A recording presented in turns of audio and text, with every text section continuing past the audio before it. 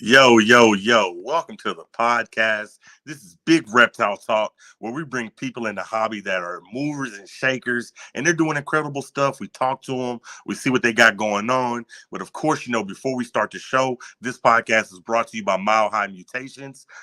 Give my brother some love. Go check out his Instagram and his Morph Market. He's producing amazing snakes. Y'all make sure y'all go check out Eugene over at Morphed Ambitions, man. Hit up his Instagram and his Morph Market. Just super, super high quality snakes. And not just that, he sells some amazing, amazing mulch for your snake. Shout out to my brother Paul over at Large March Morse, man. He's not a breeder, but he's acquiring some firepower. So I believe when he does start breeding, he's going to have some heat, man. Of course, we got to go out to Canada, man. My brother Mike at MKL Exotics, great supporter of the channel, man. He produces fire hognose snakes. So make sure if you're in the market for hognose, you hit up my brother, man. Just quality snakes. Frost critters, man. Not even in the United States, and he's a sponsor of the channel, man. So I appreciate you. Make sure y'all hit up his Instagram and tell him Derek's Reptile sent you. Shout out to Mad River Service and Rattery, man. I appreciate you, man. You're producing high quality snakes, and I feel like you need a lot more attention. So y'all make sure y'all go hit up his Instagram, his Morph Market. Now this brother right here, Moreno over at You Already Know Morphs, man. Anybody will tell you I'm pretty low maintenance when it comes to snake morphs, but I love the Xanthic morph and I love the pastel morphs. Those are my two favorite morphs. This brother produces just high quality Xanthic stuff, so go check him out. Shout out to my brother Matt Yates, man. Y'all go give him a follow, man. He's producing some very amazing ball pythons, and I feel like he's gonna be a heavy hitter. Shout out to my brother Ball and Hands, man. I love you, brother. Thank you for sponsoring the channel, man. King's Reptiles, husband and wife duo doing incredible stuff. I see you over there, man. Y'all got some good, high quality animals. And last but not least, my brother Low Life Exotics, man, just became a sponsor of the channel. I can't do nothing but salute you, brother. Now, today I'm excited. This is gonna be a amazing podcast. If you have animals, you know about Reptilinks. I'm not even gonna lie to you. I did a survey before I brought this guy on, and I asked 30 people, "Do you know what Reptilinks are?" And 29 of the 30 people said Reptilinks. Of course, I know what that is. So when we come back, we're gonna have my brother Nick from Reptilinks, man. So y'all don't go anywhere, okay?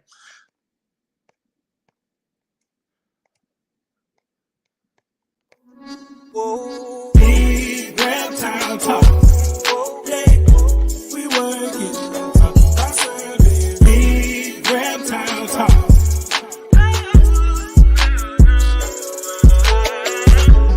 When it comes to talking about snakes, yeah, love that we got for them we fake. Yeah, big reptile talk. Let's talk about reptiles.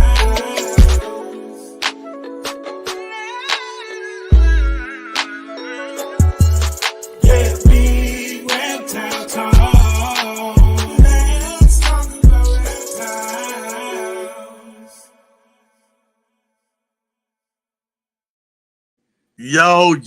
Yo, excited to have you here, man. Nick, what's going on, brother?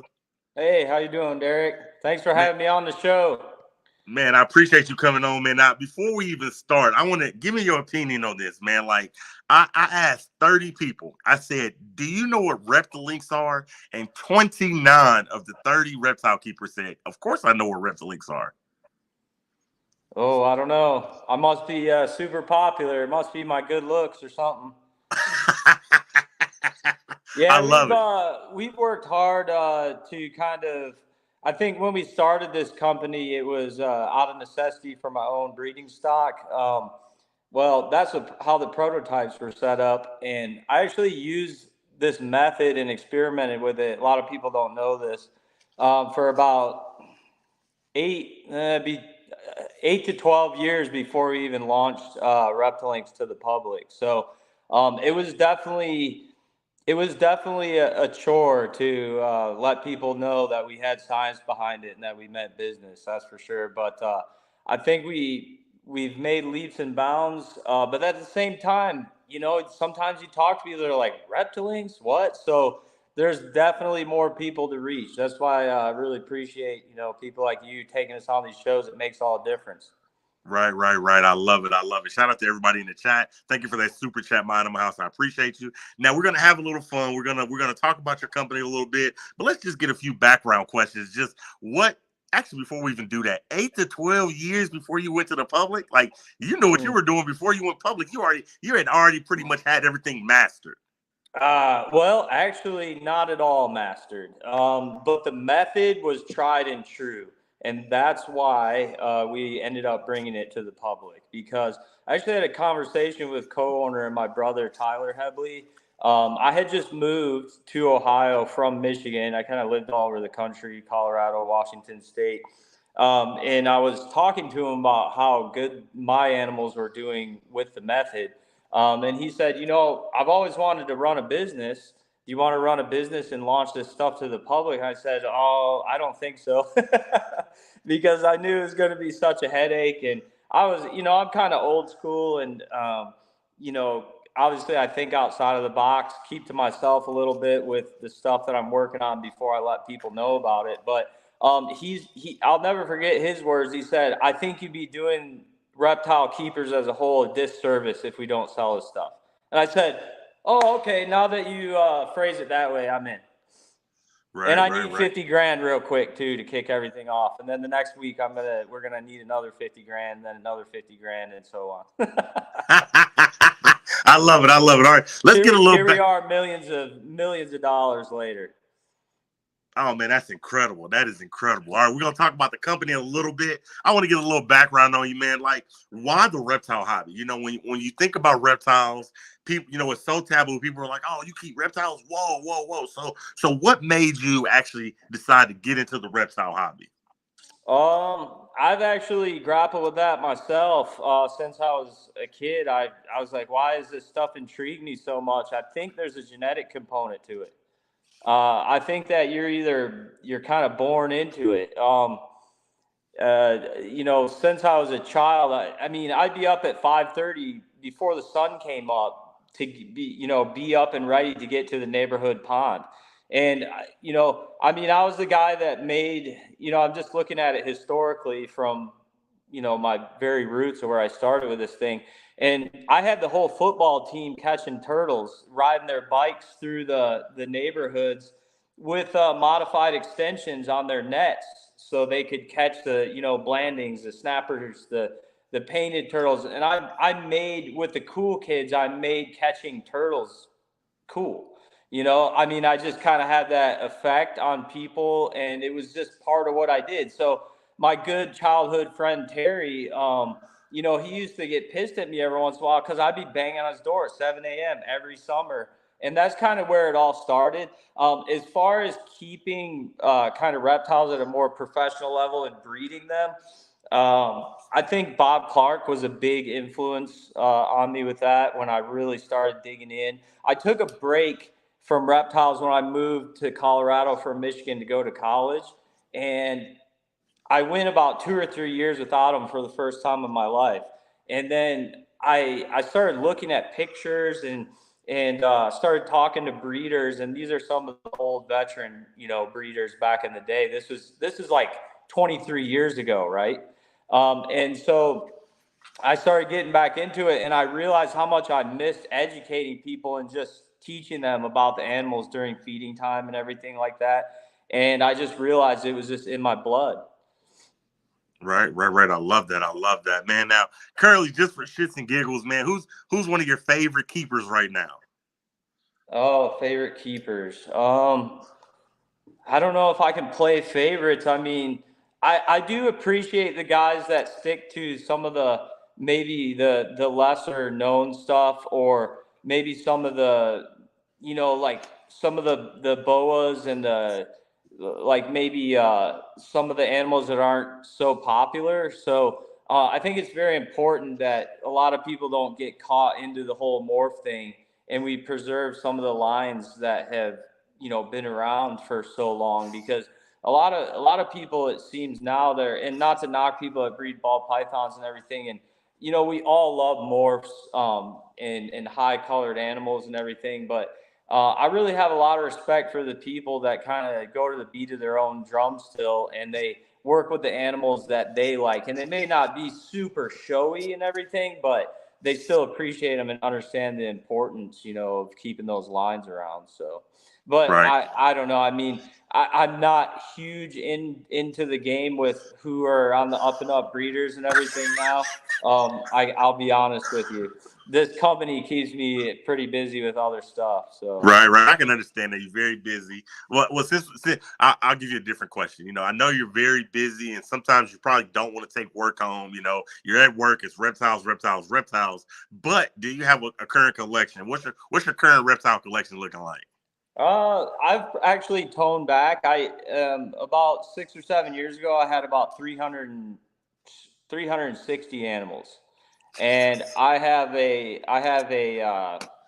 soon to be 3-year-old boy, and I have a 8-year-old, and that changed things for me. So it kind of forced me to condense my collection, but I still have retics.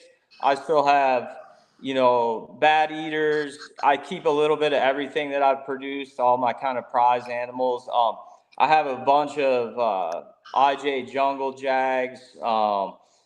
The only colorbred species I've ever produced is Mexican blacks. I just love them, so I got a big old wall of those. I got just a little bit of everything, but right now how I'm set up, I don't have hours and hours and hours to maintain animals anymore throughout the day. So I kind of keep a little bit of this, little and keep my collection where I can finish it in about 2 hours a day or so, cleaning and feeding, which it's been an adjustment because I was always a huge Burmese guy, all the retics. And if you couldn't feed a snake back into its 10-foot enclosure and give it a good pat, it just didn't do it for me. You know what I mean? So I Right. literally had hundreds of giant constrictors. It did a number on my back. It was a lot of work, but yeah, I still have a little bit of everything. Right, right, right. I want more. I live in an apartment, and I'm about to like 10 or 11 animals, and it's just like I'm telling my wife like we need to move. I need more space. I want more animals, and she's just like, Oh my gosh, I'm jealous. 10 or 12 animals. yeah. I can't even remember the last time I had 10 or 12 animals. I'm aspiring to be more like you. I hope I can get there. I'll But see, I send you want some more. stuff. You take the load off for me. Now I want to have a little fun. One of my mentors, that I just look up to, Ozzy Boyd's. He'll tell you, he's one of the biggest ball python breeders in the game, and he'll tell you, he wasn't doing that right away. He had a job, and he ended up quitting that job to do his passion full time. So I say that to say, like, what were you doing before Reptilinks, and how did it feel saying, you know what, I'm done with y'all. This is my full time. I'm doing this full time. I'm taking my dream and I'm going full steam ahead with it. Yeah, over the years I've done a bunch of different things. I worked with groups of chimpanzees. I underwent extensive training and certification in American Sign Language. I moved out to Washington State, worked with the first group of chimpanzees to learn sign language. I taught sign language freshman through sophomore high school, freshman through senior at high school level. And that's what I was doing before I moved out to the country. I kind of like had my fill of attention being a teacher for years, I think. And so I moved out and set up an estate basically where I could, kind of do my own thing again. Um, and it just seemed fitting at that point. I kind of put myself out there, been in the social realm with a bunch of different, activities, sign language interpreting, just all this high end, people's eyes on you all the time, attention. And I was like, you know what? I like to call the shots every day and get back to the drawing board and really, work at my own pace with all these different deadlines and pressure on me and everything. And so, yeah, I quit my teaching job and I took the leap of faith with my brother and here we are. Now we sit in massive buildings and have a lot of the state-of-the-art equipment to make this stuff happen. And I guess a lot of people say I live the dream, because I can wake up and do whatever I want. We can launch new products, we can innovate and everything. But then again, at the end of the day, everybody wants to be the boss until they're the boss.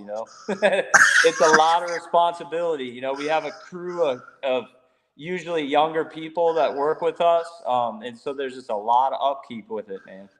Right. I get it, man. Now, I love y'all product, man, and I'm curious. How long have y'all been around, like currently to the public? Well, we launched Reptilinks and opened our website, and that was in, let's see, 2000. It would have been 2015. Okay. And so yeah, we're going on what, 10 years?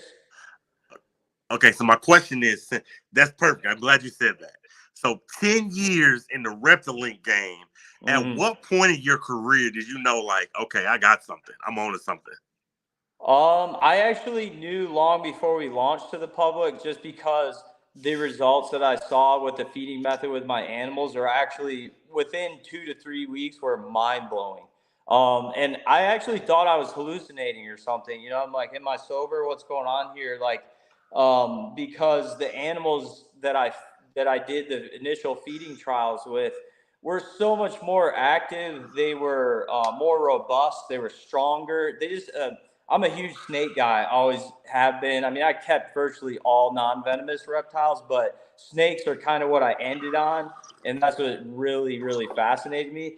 You can tell when you pick up a snake how healthy it is, the way it moves, the muscle tone of the animal. I started feeding this stuff, and 3 weeks later, I started noticing a difference. And so I went with it. I'd stay up till 5 o'clock in the morning making this stuff, like trying to figure out exactly which blends to use and how to break down all the prey and everything. So I knew then that it was big. I almost launched Reptilinks 10 years prior, just a year or two after I started using this stuff. But I knew shipping logistics would be an absolute nightmare. So that's why I didn't start it right away. And I also wanted to have um, I wanted the proof to the pudding. So if people, when we launched, said, "Oh, this is a gimmick," like some of the old snake sausages or whatever, I wanted to have the tangible proof there to show everybody. But when we launched the website, my phone literally got so many orders and instant messages and messages through the website all at once. It became like a little mini DJ booth, and it made all these kind of crazy noises, and it conked out. That's when I knew that we were probably onto something. Um, we when just your it phone just when your phone just start bling bling bling bling yeah, bling. it went bling bling bling, and it just shut off. And then once I got it working again, I had like 150 emails to answer. There was orders coming in. There was piles of instant messages. So at that point, I was like, "Oh man, there's no going back now, buddy."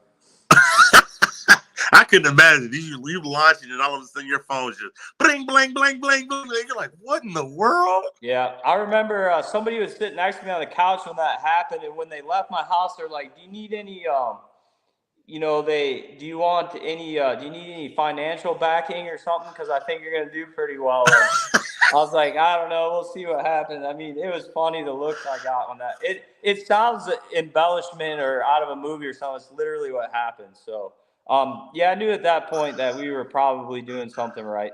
I believe it, man. Now, you know, I'm a YouTuber, and collabs are huge. I went for my podcast. I went and got Jay Brewer. I went and got Brian Barczyk. I went and got the kings of the hobby. Collabs are everything. So my question to you is, I seen a collab with a content creator and you guys, and I want to get your opinion on this. Like, how did this make you feel seeing one of the kings of the hobby put your product on his YouTube? I don't know if you know this, but Brian Barczyk.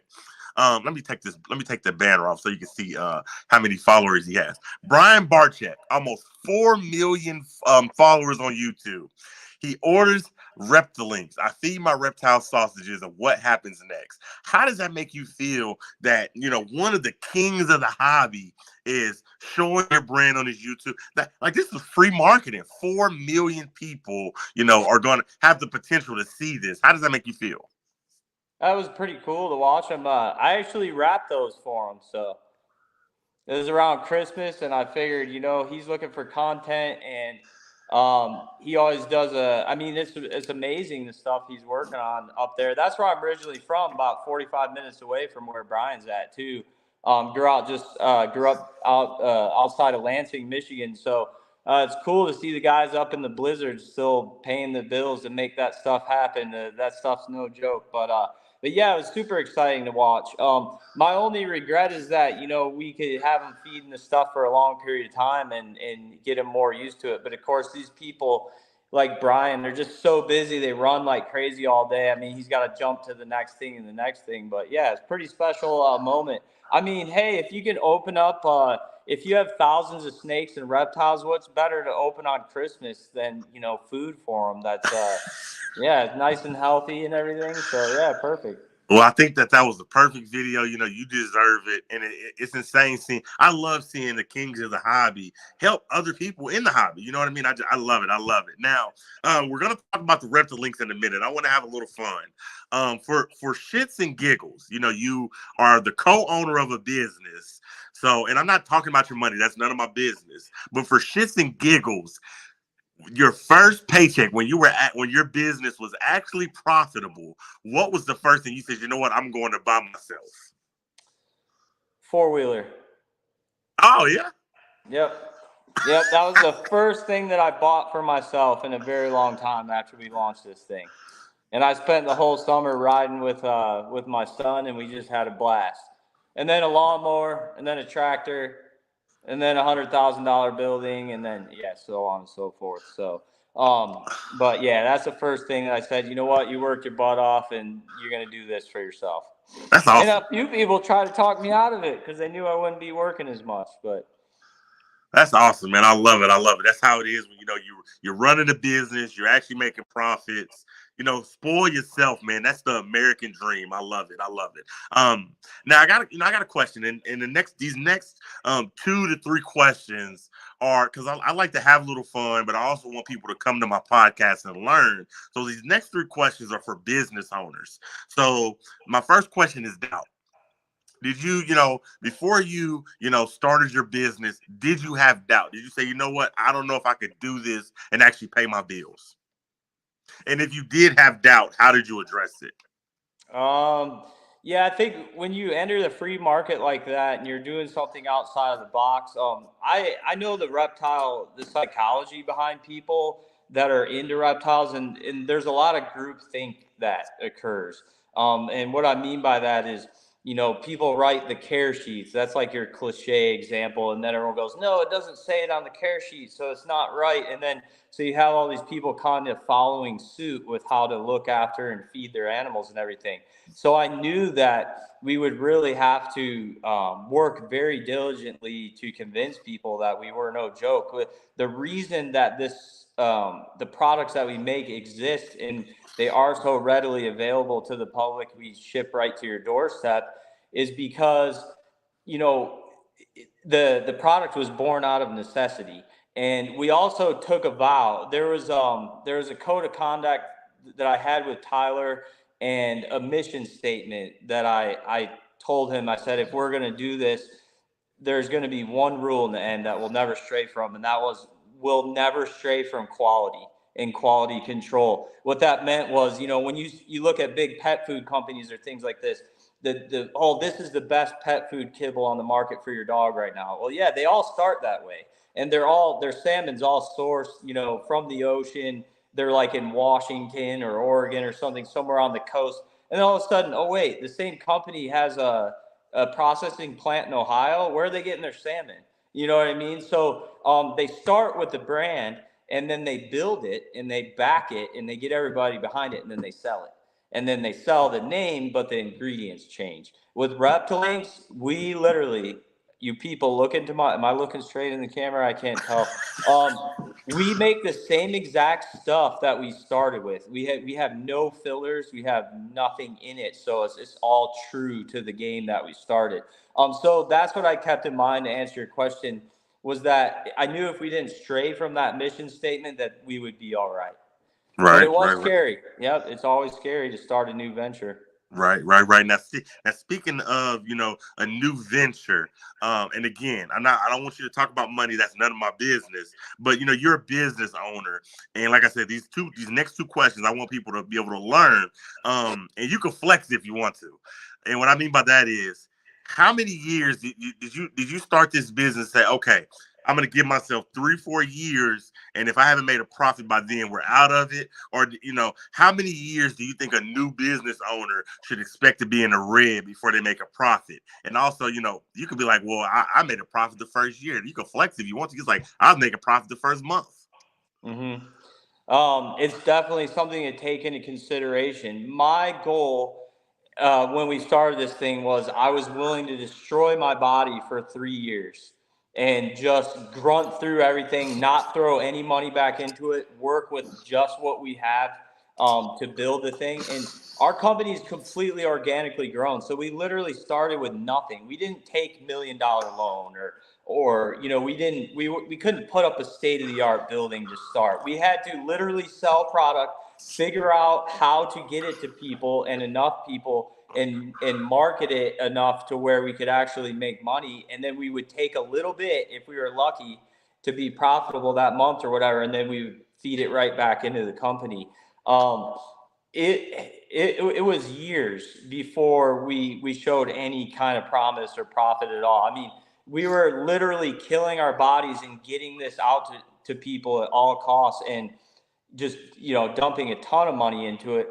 I would say that for people that are looking to start a business venture with a LLC or whatever it is, sole proprietorship, a small business, grow it organically, just see what it's made of first before you put all your eggs in one basket, literally. Because if you go and max yourself out with a big loan or something and you're still learning and you're realizing, the game and what it actually entails with overhead and everything to make a business profitable, it could be too late by then because your learning curve is going to be behind all the money that you spent. So if at all possible, I would tell people to grunt through it. Start with the basics of what you have and try to grow it slowly and organically. Don't get greedy because that's when people really fail. They take a $500,000 loan or something like that. And then they realize once that, that money is burnt, they're like, oh, wait a second, we need to adjust all this stuff. We're not profitable. By that point, you're in big trouble. But yeah, and also on that same chord, if you're not willing to sell your soul when you start a business, don't do it. You may be profitable in the first year. You may be profitable in the first 3 years. You may be profitable in 7 or 10 or 15. You may never be. You may just live a lifestyle from it and maybe not pad your pockets. So you really have to decide what's enough. You know what I mean? Is it a lifestyle of working every day that's good enough for you? Or are you looking to become a millionaire? If you're looking to become a millionaire, you better have that millions to make it because it's, and that's a gamble. That's an absolute gamble. So, Mr. Nick, man, you dropping gems, you dropping that knowledge. I love it, man. I love it. Now, I'm gonna show a picture, man, because like I said, I love the product, and I kind of want to talk about what are some of let's talk about some of the different links you have. So it looks like you have a vegetarian link, a mega blend link. What's in this mega blend link, if you don't mind me asking? okay, well, to jump back real quick, we have 3 different categories. We have the Tide links, which you're showing there, and those are an all natural collagen casing. They're all handmade. And then within that hand tied link category, we have 8 to 12 gram up to 100-gram links. And then also within that category, we have the meat, which we call straight blends. And then we have the fruits and veggie blends within those.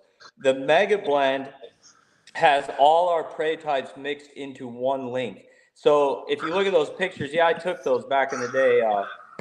They still look pretty decent. But the Mega Blend has all our prey types. So we use whole rabbit, we use whole chicken, we use whole African guinea fowl, we use frog, we use whole quail. So that's all homogenized and put into the Mega Blend. Okay, so when you feed one of those links, you're literally feeding a rabbit, a chicken, a quail, all that mixed together in one shot. And then the fruits and veggie mega blend is just that. It's a mega blend with fruits and veggies mixed in for, say, your omnivorous lizards like your tegus and Bearded dragon. Goes on and on. Bearded dragons. Bearded dragons, and we make a particular blend for those. We have a 50-50, which is no fruit in it for adult bearded dragons because a lot of the keepers don't want fruit. And so it has all reptile friendly greens with lean rabbit. And then we also make a 25-25-50, which is insects included, along with the reptile friendly greens and the lean rabbit. And it's funny, when we started, that's a prime example of kind of the feedback that we got. We're like, oh, you can't feed bearded dragons red meat, or oh, really? Yeah, you can, because everybody feeds them Reptilinks now and they thrive. So it's a good feeling to see that. A lot of people can't argue with it, because it's just 10 years, not a really long time, but long enough to where it works. I love it, man. I love it, man. So hold on. So the Mega Blend, that's awesome. It's not just a Reptilink with just rodent in it. It has 3 different prey items in one link. Yeah, common misconception with Reptilinks is that we take rats and mice and make sausages out of them. No, we've never done that. And in fact, when I was learning, I did that, and I realized that it was a bad idea. Oh my God, wear your nose plugs when you do that.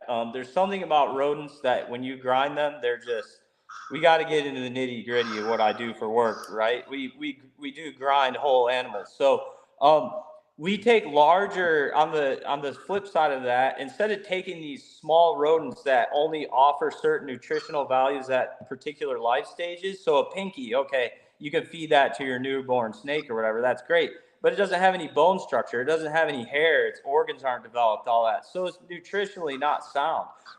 You take that and get up to, or with rats, you get up to a medium size, then you start getting into some rounded phosphorus, calcium to phosphorus ratios, protein levels. But what if your snake's too small to eat a medium, right? So, and then at the same time, if you have say you have a larger reptile that needs to eat big fat rats, well, they are just that. The protein levels drop, the fat goes up, so you're very limited. If you feed, a larger rat, then you're going to be too high in fat. If you feed a baby rat, you're too high in fat. So you're very your hands are kind of tied with your portioning, right? That's where Reptilinks comes in. We take larger prey item animals and break them down to, our smallest product is a micro, and it is a 0.5 gram. It's not as big around as a pencil and about 1 inch long. And then they go up to 100 grams. So a micro would be like feeding the gram equivalent to like a newborn pinky. From there, we go up to minis, which would be feeding like a larger pinky. And then we just launched the mini pluses, which are like feeding a fuzzy. So you get the idea. You have this giant, well, not giant, but bigger animals that are fully matured, fully developed, raised under very strict conditions. We break them down, homogenize them, even mix all of them together. And you can literally, feed all these different animals in one portion that's the size of a pinky mouse. So it really is it's a reptile superfood. That's what I tell people. Incredible. Yeah. That is incredible. I didn't mean to cut you off, but what you're talking about is incredible, and I'm such a fan, man. Now I know you get this question, and actually before I give you that question, I'll have a little fun, and we'll come back to the Reptilinks. Okay. Just for shits and giggles, just to have a little fun. I like to throw in fun questions. Your business partner, what you say his name is? Tyler, my brother. Yep. Tyler Headley. Yep. Tyler. Now you both are in the reptile hobby, right? Now, as he's your brother and he's your business partner. So you spent holidays. I'm sure y'all spent Christmas together. So my question to you is, what's the best reptile-related gift your business partner has ever got you? Best reptile-related gift. Let's see here. Well, we like to keep the basics. See that behind us right there? I'll put you on solo. Let me see. What is that? We can always use a new vacuum sealer. Oh, okay. Yeah, we don't get too many fun gifts. It's usually all about business and new equipment we have and everything. But no, Tyler's great. He likes to innovate with some of the. This is the old school shirt and old school hat that we have, but he launches new products and likes to give out to our employees and give our families all the new apparel that we make. So that's pretty cool. We usually do that around the holidays. I love it. I love it. Okay. He showed a new vacuum sealer, so I'll accept it. That's a gift for the business. I'll take it. Now, I got to give you this question. I'm sure you answer this on every podcast you go on, but I'm asking it anyway because I want to know. In your opinion, for the viewers, what's the benefit of feeding Reptilinks over live food? Over live? Well, for the reasons I just demonstrated, you can get only certain nutritional values at certain life stages in portion sizes with rodents. When you say live food, I mean usually that's what people are feeding is either mice or rats in the reptile hobby. If you're keeping larger animals, you're jumping up to super large rats, chickens, rabbits, that type of thing. Um, the links are already pre-digested in a way too, because they go through a triple grind process. So what that does is it makes them much more easily digestible. So if you take, if I tackle this from the beginning life stages, so a pinky, if you have a new clutch of snakes and you feed them all pinkies, what's in the bottom of the substrate each cage after they do it? There's a little pancake turd in the bottom. It's literally flat and it's black and there's nothing to it. So there's really not a whole lot for them to digest. If you take the flip side of that and you're feeding a very large rabbit or maybe a large rat with a lot of hair to an animal that doesn't do well with that, or your temperatures aren't spot on, they have to, reptiles can't digest hair, right? So they have to expel that in some way. It can cause compactions and things like this. So the Reptilinks are much more easily digestible. They're much more convenient because the way we vacuum seal them, they stay fresh as the day we made them. And this is a common question that we get asked, so I'll cover it on here. How long do Reptilinks, because we can't sell just tiny little boxes to people. We have to do at least like a 2 or 3 unit order to, make a few dollars off the box or whatever it comes to. But people say, well, if I order $100 worth of stuff, like I have 2 snakes, that's going to last me like 3 years. Perfect. The stuff lasts for 3 years, as fresh as the day that we made it because of, yes, the beautiful vacuum sealer behind me. That's an art in itself, learning how to do that. So there's a nutritional value to it. There's the convenience factor. I mean, I can just go on and on. I don't know if that answers your question. I love that, man. Y'all hear that? And not just the convenience. He said it's a 3-year shelf life. Am I mistaken? Yeah, or longer. That's nuts. That is insane. You can buy and just stock up and wouldn't have to worry about it. I love that. That's perfect. Now, I gotta ask this because I'm very impatient. For people wanting to know, what's the shipping time? Okay, so if you order from us, the deadline to have your box shipped out, so you have to order by Wednesdays at 7 a.m. If you do that, your box is guaranteed to go out the following Monday. That's a quick turnaround. Yeah, or if you want to order on Amazon, then it could show up even quicker than that. That's a quick turnaround because a lot of companies in the reptile house, like you look at vision cages. You order a vision cage, you're looking at 6 months before you get your cage. You order a rack, you hit up Sea Serpents, you're looking at 4 or 5 months before you get your rack. So to come to Reptilinks and it's a 4 or 5 day turnaround, that's a quick shipping.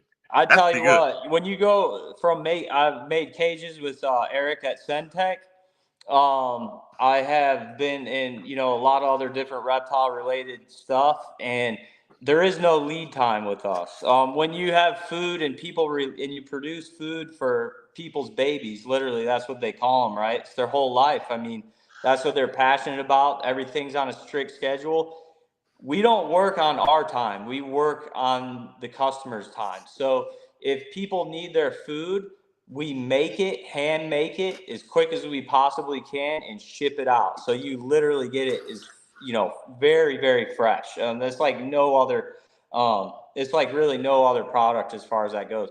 We also, so depending on where you are too, the transit times are going to vary a little bit. So say we ship on Mondays. If you're in a neighboring state from our main location here in Ohio, you're going to get your box the next day. So you could, order, if you order on Wednesday, you're looking at 3, 4, 5 days, it'll be at your door. And then we also ship express a lot now. So even when you're on the West Coast or anywhere else in the country, you're looking at getting your box by like Wednesday. So it's a week turnaround. Now we are going to improve upon that as we are building out our buildings, which, with COVID and everything, the whole game has changed because say you need, you put up $100,000 building and you need to throw 50 or 60 grand to build it out. Like this room I'm in now is completely waterproof. It has all the state of the art heating and cooling and everything. But, you know, as we expand a little bit more in the next couple of years, we're going to stockpile everything. So it'll be made the week before. So it'll be on hand and you could get your package a day or two later. Oh, you can't beat that. I love that. Well, That you is, got to compete with Amazon, I mean, like all joking aside, that's the standard, So they're like, oh, I got to wait 4 days to get, Amazon can have it to me tomorrow. And so if you want to be relevant, that's what you got to do. And so that's what we're working on. And we'll reach that goal within the next year or two. I can't agree more, man. Now teach me, because I've never ordered Reptilinks, and now I want some. But okay, walk me through the process, because let's say I order Reptilinks, I get it home. Can I just feed it to my animal straight out the box, or do I got to heat it up? Do I got to cool it off, defrost it? What's the process of getting it to my animal? Yeah, so I touched on one of the categories of products we have. I touched on the micros and minis, and then I touched on the Tide Links, and we also do scents, which would be the juices, and so you can use those to scent various types of rodents or lynx or whatever you're feeding to transition animals. Oh, sorry. What was the question? I lost my train of thought there. I've never had Reptilinks, but let's say I order me a box of Reptilinks and I get it. How do I get it to my animal? Is there like a process? Can I feed it straight out of the box? Do I got to heat it up? Yeah, sorry. Sorry. Thanks for putting me back on track there. So, essentially, if you have the juices, you just thaw them for a minute or two in your hand. You dispense what you need into a little cup. You put that juice right back in the freezer. Take that cup of your juice that you're using to scent and get it at least up to room temperature. It's ready to rock and roll. You pre-wash your prey or whatever you're feeding, baste it in there, and you're good to go. With the Tide Links, it's just like frozen thawed rodents. You would crack the seal on the bag, take out what you need, and the links actually thaw much faster than rodents. Especially when you're a big constrictor guy like I am. You got 5, 10 pound, 12, 14 pound rabbits you're throwing out. You're not feeding for 3 days because the hair insulates them, right? And so you're talking about a large animal as well. With lynx, say you're thawing a rat, okay, a large rat. It could take hours to thaw. You got to soak it in hot water. The lynx thaw 10 times as fast. So you would literally crack that out of the bag. I don't recommend soaking them in hot water. You can if you want to. Sometimes it can compromise the knot strength. But they thaw within 10, 20 minutes. You feed them on tongs, you put them on the dish, however you're feeding whatever species, you're ready to rock and roll. The micros and minis, the tiny ones, it's the same thing. You take them out of the bags. Everything we ship is shipped on dry ice. It's frozen. Sometimes you get your product to be a negative 150 degrees Fahrenheit. But you take out what you need. A lot of people will take it if they know they're feeding the next day too, and they'll portion out what they need and put it in the refrigerator. And then they'll have it ready to go.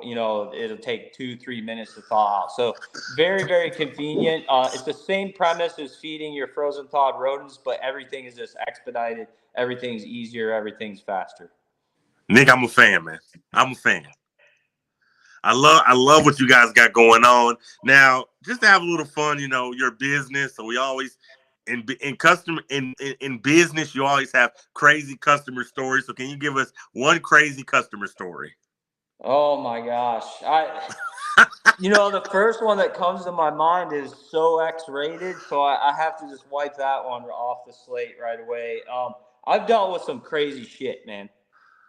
When you have a website with your number on it, you never know what's going to happen. As you get more traffic to that website, people just come out of the woodwork.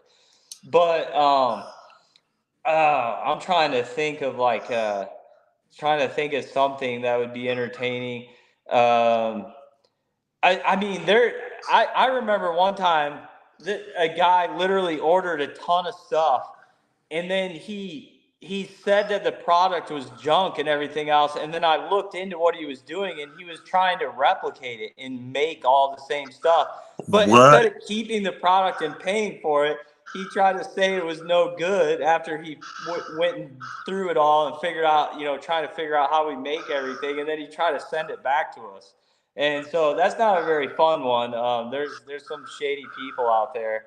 But yeah, we've had some crazy people that fish us too. I mean, we dealt with a lot of it's straightforward now. We don't get as many trolls and things like that. Like, so my baby ate a Reptilink or something. Like, is he gonna die? Like, is that real, or did that really happen? Well, it's both. We've had people that try to, troll us and say that all this stuff happened, or like people have a barbecue and they'll be cooking all this stuff up. I mean, I don't know. People are crazy. And then it's the original, it's the normal customer service stuff where you have that customer that pops up every couple months that no matter what you do, no matter what you send them, no matter how much you help them, like you're the devil, and you cannot help them. I mean, the whole reason I feel some people order once every couple of months is to just make your life a living hell. So yeah, I can't think of any offhand. I won't get any names or anything, but yeah, we deal Yeah, with a lot of weird stuff. Not as much anymore as we used to, thank God. you gave us one. That is funny. A guy orders food, tries to deconstruct it so he can see how you made it and make it on his own. Oh, I would have sued the pants off him. And then he had the audacity to ship it back to us. That is hilarious, man. Hilarious. Great story. I love it, man. Shout out to I highlighted this comment just to give you a little, because it's always good to see stuff like that. Kudos. King's Cross Reptiles. As I sit listening to this in my reptile room, my legless lizard just downed a Mega Blend Link very happily. Makes me happy. I love it, man. Y'all are everywhere, man. Now, I do got a question. Hold on, let me go back. Mm-hmm. Now, you have such an amazing product. This is just for me. How long is it taking you to produce your batches? To produce what now? How long is it taking you to produce a batch? You have such an amazing product. Oh, so we ship weekly. So the way that our weeks start here is we ship Monday, and then we go through the paces. We make what's called a pick list. It comes in by Wednesday. That's a cutoff time to order. And all the guys that work here, they show up at 6 a.m., 5:30 to 6 a.m. They work till 5 or later until the product is done. And then so we tie and we make product production all day long. Right now, some of our more popular blends, like the Mega Blend fruits and veggies, especially as the tegus wake up, there's a seasonal aspect to it as well, right? Like reptiles don't eat as much during the winter. So we start gearing up as the weather starts changing. It's been 70 degrees here in Ohio, which is uncanny, but the animals will start waking up early this spring. You really you watch that kind of stuff and you get ready. But some of our most popular blends, we'll make hundreds of pounds of it in one day. Hundreds and hundreds of pounds. So I shouldn't show this stuff because I don't want to show all my secrets. Oh, yeah, don't show no secrets. Right. But right there, we fill those several. Oh, look at that. There's Pip. He eats Reptilinks every day. Come here, Pip. How awesome is that? Come here. Up. Come on. See if we can get him in the shot. Oh, he's running around. But those are like 50-pound hoppers that are on those stuffers, and we fill those several times a day.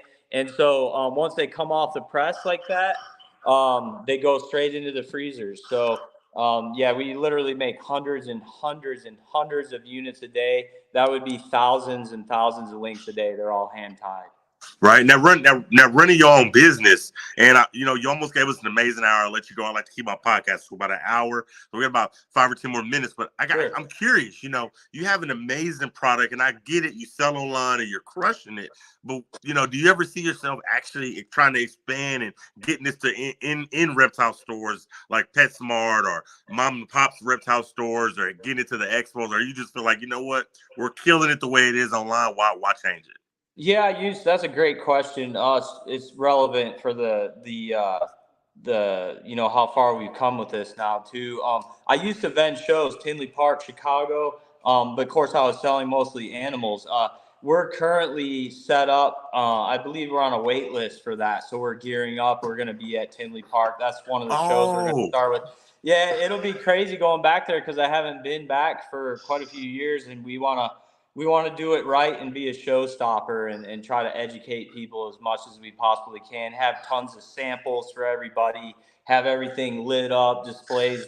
Green's my favorite color, so everything's got to be green or black. And so yeah, we'll be coming to the shows. It's funny you mentioned that because we're on the line with Petco right now, actually, and they've accepted our products. So how yeah, awesome is that? yeah. That is So, awesome, man. yeah, that's Congratulations, cool. bro.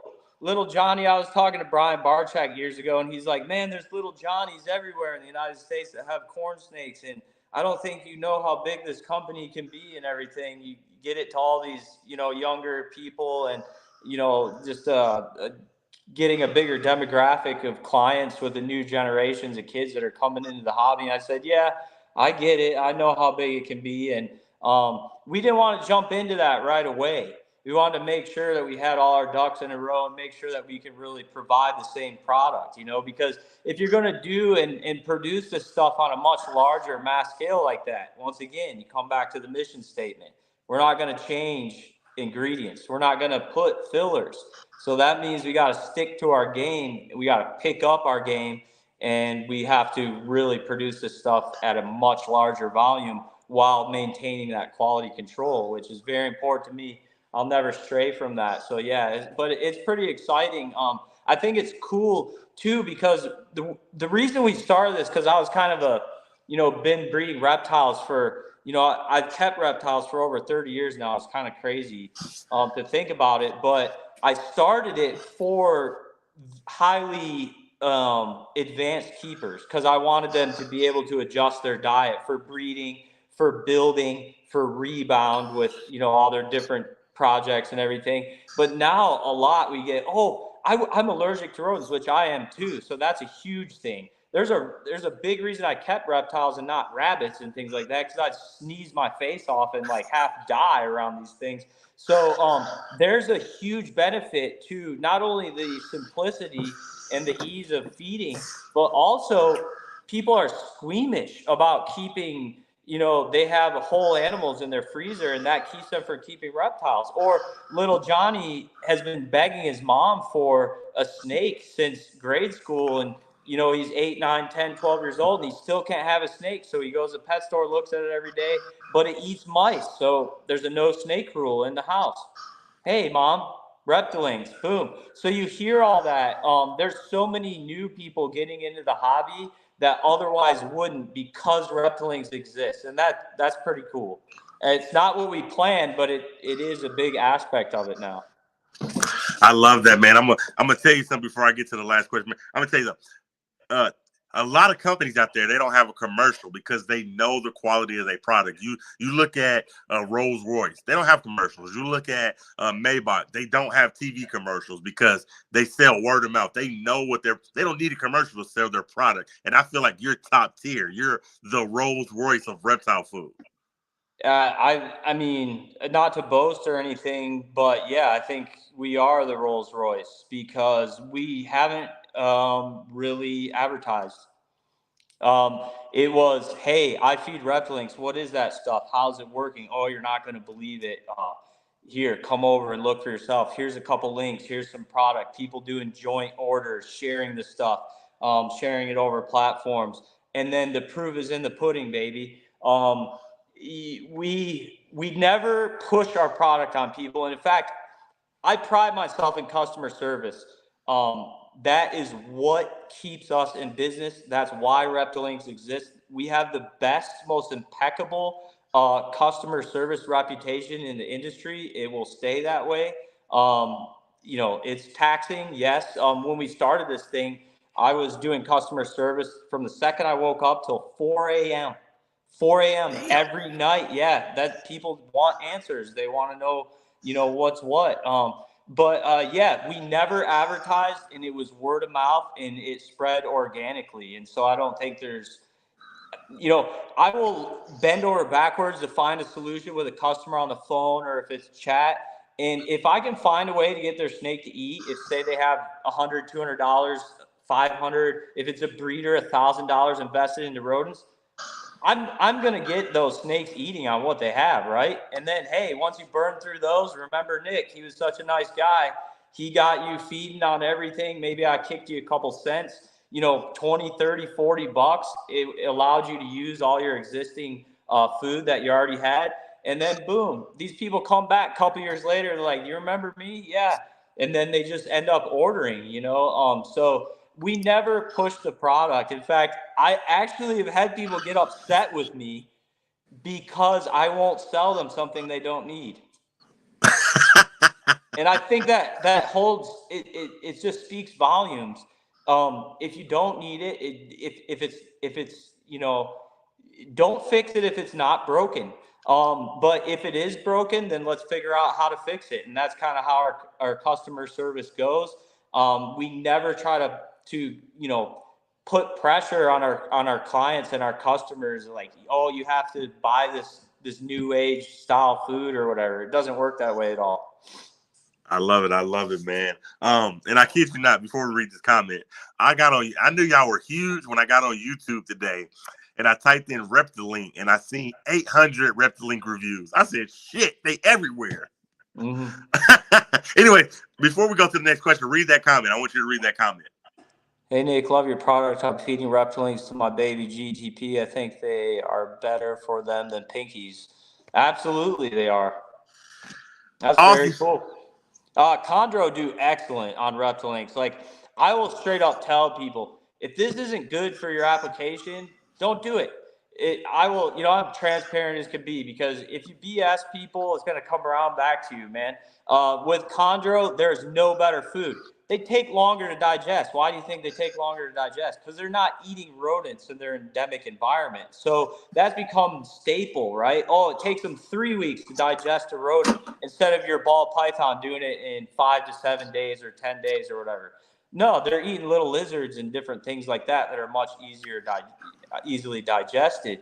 So yeah, it's for the chondro, for the GTP, you're feeding something that's already pre-digested. You don't have to worry about compactions because all the hair is homogenized and mixed in. And they'll have a passing in like 7 days. Oh, there goes that, because and also the blends that we make too, we do iguana, we do frog, we do a lot leaner stuff. So they don't have to combat and battle through all that fat if you're feeding a larger rodent prey item. So yeah, that's a good example. Chondro do excellent on Reptilinks. Right. I love it, man. I want to tell you, you gave us an amazing hour. I like to keep my podcast to an hour, so down the road, 4 or 5 months, we could go for another round 2, man. It was so fun talking to you. I got one more question, just to have a little fun, man. I feel like you're the king of reptile food. So let's say I was a movie director. I'm making a movie about your life, and it's like the Repti-Link king. What actor, what celebrity is playing you in the movie? Oh my goodness. I don't know. Maybe Brad Pitt when he was younger. I love it. Brad Pitt, the Repti-Link king. There you go. Man, Mr. Nick, before I let you go, I want to tell you that this was an amazing hour. I had so much fun chatting with you. We had fun. We got a lot of information. Thank you for coming on for an hour. Hey, Derek, we really appreciate it, man. I think it's great what you're doing as well. Keep up the good work. And, yeah, let's revisit it again in a couple months, year or two. We're going to be brewing up all kinds of new stuff, baby. Now I got to tell you something before I end this. I'm gonna be honest with you. I'm going, and even if you don't respond, I'm going to text you my address 6 times because I want a Reptilinks hat. Oh, absolutely. Yeah, we have new hoodies too.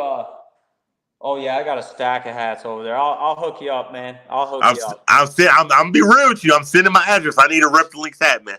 Hey, what all you need to feed over there? I can kick you a package of links. Okay. I'm gonna text you. All right. Yep. Man, this was fun. This is Big Reptile Talk. This was an amazing episode with Reptilinks. Y'all go hit up their Instagram, get some food for them, get online, reptilinks.com. get some of those products. They are an amazing company doing amazing things. As always, much love to all the sponsors. Y'all know what it is. This is Big Reptile Talk. Don't go anywhere. We're going to go backstage and I'm going to thank you, okay? As always, Big Reptile Talk. Much love to Reptilinks. Much love to the sponsors. Until next week, man, I love all you guys, and we out of here.